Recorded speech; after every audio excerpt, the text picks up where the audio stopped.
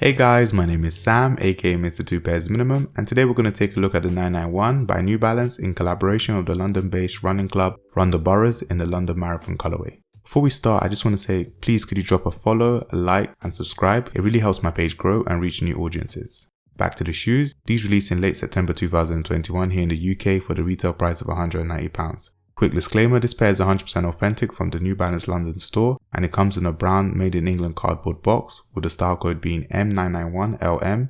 Open up the box, comes with shoes in white wrapping paper. It includes an extra set of grey laces, which is a nice touch, but we're not here for the box, so let's get right into the shoes. This is the London Marathon Run the Boroughs New Balance 991.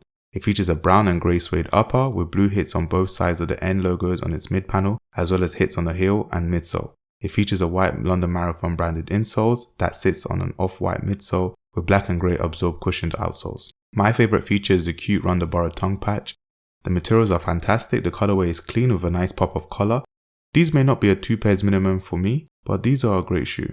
I will say stay true to your New Balance size or go up half a size from your Nike and Puma branded shoes.